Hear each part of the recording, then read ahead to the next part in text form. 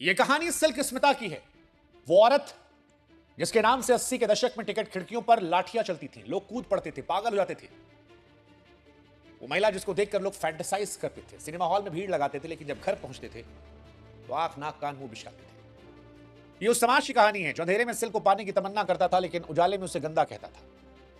वो सिल्क जिसे पर्दे पर देखकर पुरुषों की धड़कनें बढ़ती थी, सीटियां बजती थी, पैसे फेंकते थे, लेकिन फिर समाज के लिए कलंक कहते थे। ये कहानी सिर्फ डर्टी पिक्चर की नहीं है। ये कहानी सिल्क और डर्टी पिक्चर से आगे उस विजयलक्ष्मी की है जो चमक दमक के पीछे मेकअप की मोटी परतों के नीचे तन्हाई में रहती थी। इसीलिए इस डर्टी पिक्चर के दो पहलू, एक स्क्रीन पर मर्दों की फैंटेसी और दूसरी समाज में जिंदगी में दोगलेपन की। ऐसा नशा जिसे सिनेमा घर में तो लोग जी भर कर पीना चाहते थे, लेकिन उजाले में अपने घर की चौखट पर गंदा कहकर नकारते थे। जिस समाज में औरत को देवी या कुलवधू के तौर पर पूजा जाता है, उसी समाज ने सिल्क को कामुकता की देवी बना दिया। लोग उसे चाहते तो बहुत थे, लेकिन इज्जत नहीं देना चाहते थे। वो साउथ सिनेमा की वो जरूरत थी जिसके बिना फिल्में डब्बे में बंद रह जाती थी, जिसे देखकर अच्छे अच्छे संस्कारी भी अपना ईमान खो बैठते थे। लेकिन अफसोस कि करोड़ों दिलों की धड़कन बनने वाली सिल्क अपने ही दिल के सूनापन को भर नहीं पाई। इसीलिए इस डर्टी पिक्चर को देखना, समझना, जानना आपके लिए जरूरी है। और खुद सोचिएगा कि क्या रात के अंधेरे में मोबाइल में जो छिपकर हम देखते हैं, क्या उसी को लेकर दिन में सोशल मीडिया पर हम कमेंट करते हैं कि हमारे समाज को खराब कर रहा है? जवाब कमेंट सेक्शन में लिखने की जरूरत नहीं है, अपने मन में जवाब दीजिएगा, क्योंकि इंसान दुनिया से झूठ बोलता है, अपने आप से नहीं। अगर हिम्मत फिर भी बचती तो कमेंट सेक्शन आपका इंतजार कर रहा है। शुरुआत करते हैं। सिल्क स्मिता कोई रातों रात पैदा हुई स्टार नहीं थी। आंध्र प्रदेश के एल्लूरू जिले में गरीब परिवार में जन्म हुआ था। नाम विजयलक्ष्मी। गरीबी ऐसी कि 2 वक्त की रोटी के लिए संघर्ष करना पड़ता। घर के हालात इतने खराब कि चौथी कक्षा में पढ़ाई छोड़नी पड़ी। लेकिन विजयलक्ष्मी की किस्मत में सिर्फ गरीबी नहीं थी, शोषण भी था। जब बड़ी हुई तो गली मोहल्ले के मनचलों की नजरें पड़ी। परिवार को लगा कि लड़की बोझ बन जाएगी, अनहोनी हो जाएगी, इसलिए 14 साल की उम्र में शादी कर दी गई। सोचा कि शादी के बाद जिंदगी संवर जाएगी, लेकिन ससुराल उसके लिए जेल से कम नहीं थी। वहां प्यार नहीं, घरेलू हिंसा, मार पिटाई, मानसिक प्रताड़ना मिली। 14 साल की बच्ची जिसके खेलने के दिन थे, वो शराबी पति और जालिम ससुराल के जुल्म सह रही थी। फिर एक रोज सब्र का बांध टूटा।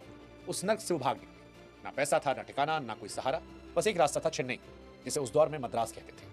वो सपनों के शहर में तो आ गई, लेकिन उसे नहीं पता था कि जिस भूखे भेड़ियों वाली दुनिया से भाग कर आई है, सिनेमा की दुनिया में उससे बड़े मगरमच्छ मिलेंगे। और यहीं से जन्म हो गया सिल्क का। चेन्नई आकर उसे पेट भरने के लिए एक अभिनेत्री के घर में नौकरानी का काम शुरू किया। वहां उसने मेकअप आर्टिस्ट से काम सीखा। दूसरों का चेहरा रंगते रंगते उसे एहसास हुआ कि उसका अपना चेहरा भी तो कैमरे के लिए बना है।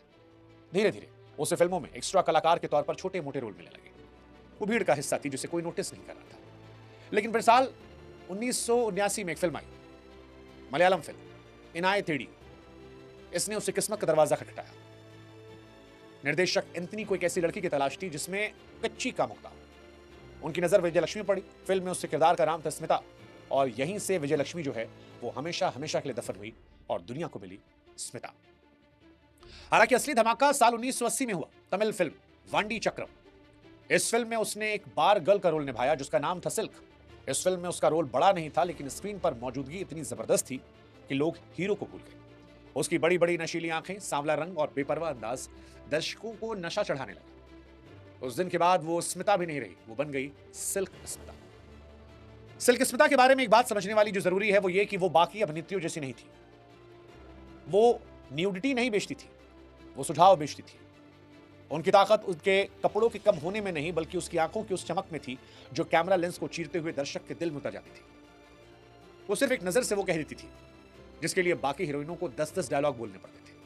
और इसका सबसे बड़ा सबूत है बालू महेंद्र की क्लासिक फिल्म मुन्नरम पिराई का वो मशहूर किस्सा, जहां पर एक सीन में सिल्क को बस एक एप्पल खाना था, सिर्फ एक सीन। उसके पास कोई डायलॉग नहीं था, कोई खास एक्शन नहीं था।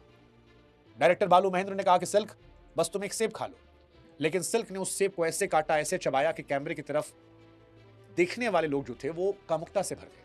और वो एक साधारण सा सीन, सेब खाने का, कामुकता की मिसाल बन गया। डायरेक्टर खुद हैरान रह गए।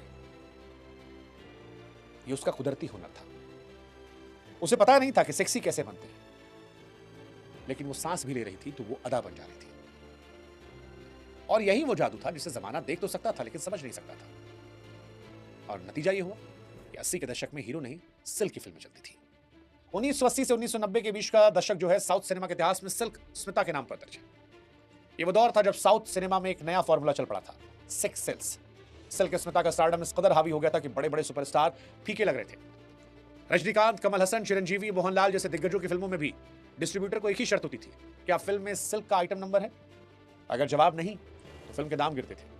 कहा जाता है कि उस दौर में सिल्क स्मिता एक गाने के लिए 50,000 से 1 लाख रुपए चार्ज करती थी, जो उस दौर के कई लीड एक्टर्स की फीस से ज्यादा था। प्रोड्यूसर्स को पता होता था कि अगर पिक्चर कमजोर है तो उसमें सिल्क का एक गाना डाल दो, पिक्चर जो है वो सिल्वर जुबली चल जाएगी। लोग टिकट खिड़की पर मार्क पिटाई करते थे सिर्फ सिल्क की झलक पाने के लिए। सिनेमा घर में अजीब चलन था, सिल्क का गाना या सीन खत्म, आधी ऑडियंस थिएटर से बाहर। उनके लिए पिक्चर मतलब सिल्क। पोस्टर पर हीरो का चेहरा छोटा और सिल्क स्मिता का चेहरा बड़ा छप रहा था, भले ही फिल्म में उनका रोल सिर्फ 5 मिनट क्यों ना हो। और यही वजह है कि छोटे से करियर में 450 से ज्यादा फिल्मों में काम कर लिया। कई बार वो एक दिन में 3-3 शिफ्ट काम करती थी, मशीन बन गई थी जो सिर्फ और सिर्फ इंडस्ट्री को पैसा कमा कर दे रही थी। इतनी शोहरत, बेशुमार दौलत के बावजूद सिल्क के अंदर वो गरीब विजयलक्ष्मी हमेशा जिंदा रही जो भूखे पेट सोती थी। उसे अपनी अमीरियत पर कभी भरोसा नहीं हुआ। इंडस्ट्री में बात मशहूर थी कि सिल्क को बैंकों और सिस्टम पर भरोसा नहीं था। वो अपनी कमाई का बड़ा हिस्सा कैश में रखती थी, कभी कभी अपने मेकअप किट या फिर साड़ियों की तहों में नोट की गड्डियां छिपाकर। ये कंजूसी नहीं थी, बस एक ऐसे इंसान का डर था जिसने गरीबी इतने करीब से देखी थी कि उसे लगता था कि डिजिटल आंकड़े कभी भी गायब हो सकते हैं, लेकिन हाथ में नोटों गड्डी सुरक्षित महसूस कराती थी। उसे हमेशा डर था कि कहीं वो दोबारा सड़क पर ना जाए, कहीं दोबारा उसी नर्क में न जाना पड़े जहां से भाग कर आई। ये उसे बेचैन करता था। सिल्क स्मिता को दुनिया ने सेक्स सिंबल मान लिया था, लेकिन उसके अंदर एक अभिनेत्री सांस ले रही थी जो महान बनना चाहती थी। वो चाहती थी कि लोग उसकी एक्टिंग की तारीफ करें, ना सिर्फ उसके बदन की। उसने कोशिश भी की। बालू महेंद्र की क्लासिक फिल्म मनोरम पिराई में अपनी एक्टिंग का लोहा मनवाया। भारती राजा की फिल्म अलाइगल में उसने एक संजीदा किरदार निभाया। क्रिटिक्स भी हैरान थे कि जिस लड़की को वो सिर्फ वल्गर कह रहे थे उसके अंदर इतना दर्द और अभिनय की क्षमता कहां है। लेकिन अफसोस की इंडस्ट्री को अभिनेत्री सिल्क में कोई दिलचस्पी नहीं थी। उसे तो वही बार डांसर, छोटे कपड़ों वाली सिल्क चाहिए थी। जब भी उसने संजीदा रोल मांगे उसे मना किया गया, उसे टाइपकास्ट किया गया। और यही एक इंटरव्यू में सिल्क स्मिता ने कहा भी था कि लोग मुझे इंसान नहीं जिस्म समझते हैं। वो मुझे स्क्रीन पर तो चाहते हैं लेकिन इज्जत नहीं देना चाहते जिसकी मैं हकदार। और ये उनके जीवन की सबसे बड़ी ट्रेजेडी थी। वो अपनी ही इमेज की कैदी बन गई थी। जिस सिल्क की छवि ने उसे शोहरत दी, उसी ने उस कलाकार के तौर पर मार डाला। इंडस्ट्री में सिल्क के बारे में मशहूर था कि वो बहुत घमंडी है। कहा जाता है वो सेट पर किसी से बात नहीं करती, बड़े एक्टर्स के सामने पैर रखकर बैठ जाती, जैसे शिवाजी गणेशन वाला किस्सा। अपनी शर्तों पर काम करती है। लेकिन क्या यह घमंड था या अकेली औरत का रक्षा कवच? सिल्क एक ऐसी दुनिया में काम कर रही थी जो मर्दों के डोमिनेटेड वाली इंडस्ट्री थी, वर्चस्व की। वहां हर कोई उसे नोचने के लिए तैयार बैठा था। अगर वो थोड़ी भी नरम पड़ती तो उसको नोच डालते। उसका रुख, उसका व्यवहार, उसका कम बोलना, सेट पर अलग थलग रहना, यह खुद को सुरक्षित रखने का तरीका था। सिल्क स्मिता की जिंदगी को समझना, उसके साउंड ट्रैक को सुनना होगा। जरा सोचिए उस मंजर को, एक तरफ थिएटर में हजारों लोगों की सीटियों का शोर, सिक्कों का खनखन, तालियों गड़गड़ाहट। वो दुनिया की सबसे शोरगुल वाली इंडस्ट्री में काम कर रही थी, लेकिन जैसे शूटिंग खत्म, पैकअप, वो अपनी कार में बैठती, आलीशान घर में पहुंचती, वहां सन्नाटा होता। बेडरूम में घड़ी को टिक टिक, एसी की सरसराहट। वो सन्नाटा उसे काटता था। जिस औरत के लिए बाहर की दुनिया पागल थी, घर के अंदर उसके पास एक कप चाय साझा करने वाला कोई नहीं था। 90 का दशक आते आते हवा का रुख बदलने लगा, सिनेमा बदल गया। अब हीरोइनें भी ग्लैमरस होने लगी थी, जिससे आइटम गर्ल की जरूरत कम हो गई। नए चेहरे सामने आ गए जो सिल्क से कम पैसों में और ज्यादा बोल्ड होने को तैयार थे। सिल्क का काम कम होना शुरू हुआ और यहीं से उसका पतन शुरू हुआ। इस पतन में शराब का भी हाथ था और ये आदत भी उसे इसी इंडस्ट्री ने दी थी। कहा जाता है जब सिल्क सेट पर होती तो कई बार लोग उसे पानी की जगह शराब ऑफर करते, क्योंकि नशे में सिल्क से मनचाहा काम करवाना, ज्यादा बोल्ड सीन शूट करवाना और आसान था। इंडस्ट्री ने उसे जानबूझकर शराबी बनाया ताकि वो होश में आकर सवाल न करे, ताकि अपनी शर्तों पर काम न करे और फिर वो नशे की आदी हो। उसने सोचा अगर लोग काम नहीं देंगे तो वो खुद काम पैदा करेंगे। उसने अपनी जमा पूंजी लाकर फिल्में प्रोड्यूस शुरू की, लेकिन उसे बिजनेस की समझ नहीं थी और जिन लोगों पर भरोसा किया उन लोगों ने लूट लिया। उसकी फिल्में फ्लॉप हुई। करोड़ों कमाने वाले सिल्क पाई पाई की मोहताज होने लगी। और फिर आया निजी जिंदगी का वो सबसे बड़ा धोखा। कहा जाता है कि वो किसी डायरेक्टर, जिसे सुसाइड नोट में बाबू कहा गया, उससे बेइंतहा प्यार करने लगी थी। वो शादी करना चाहती थी, घर बसाना चाहती थी, लेकिन उस आदमी ने भी सिल्क को सिर्फ एक ट्रांसफर करने वाली संपत्ति समझा। सिल्क के पैसे और प्यार दोनों का इस्तेमाल किया और जब सिल्क को उसकी सबसे ज्यादा जरूरत थी तो उसे छोड़ दिया। फिर 22 सितंबर 1996 सिल्क ने अपनी दोस्त और एक्ट्रेस अनुराधा को फोन किया। घबराहट में कहा, अनु मुझे तुमसे जरूरी बात करनी है, मैं परेशान हूं, चले आओ। अनुराधा ने कहा कि वो अपने बच्चों को स्कूल छोड़कर आएंगी, लेकिन फिर वो मुलाकात नहीं हो पाई। अगली सुबह 23 सितंबर साल 1996 को 35 साल की विजयलक्ष्मी और सिल्क स्मिता चेन्नई के अपार्टमेंट में पंखे से लटकी हुई। वो चेहरा जिसे देखने के लिए लाखों लोग मरते थे अब बेजान पड़ा था। वहां एक सुसाइड नोट मिला था जिसमें लिखे शब्द पत्थर को भी पिघला रहे थे। कहा कि मैं और बर्दाश्त नहीं कर सकती, मैंने अपनी पूरी जिंदगी मेहनत की, सबके लिए किया, लेकिन किसी ने मेरे लिए कुछ नहीं किया। जिन लोगों पर मैंने भरोसा किया, धोखा दिया। बाबू मैंने तुम्हें प्यार किया था लेकिन तुमने भी छोड़ दिया। अब मेरे पास जीने की कोई वजह नहीं है। उसकी मौत ने इंडस्ट्री को हिला कर रख दिया, लेकिन कड़वा सच ये था कि उसके अंतिम संस्कार में इंडस्ट्री के बहुत कम बड़े सितारे पहुंचे। वो सितारे जिनकी फिल्में सिल्क के दम पर हिट हो रही थी, उन्हें उसको विदाई देने का वक्त नहीं मिला और यही समाज के और इंडस्ट्री के दोगलेपन के आखिरी निशाने थे। सिल्क की मौत के कई सालों बाद 2011 में फिल्म आई डर्टी पिक्चर। विद्या बालन ने सिल्क के किरदार को जिया और दिखाया कि मुस्कुराहट के पीछे कितना दर्द था।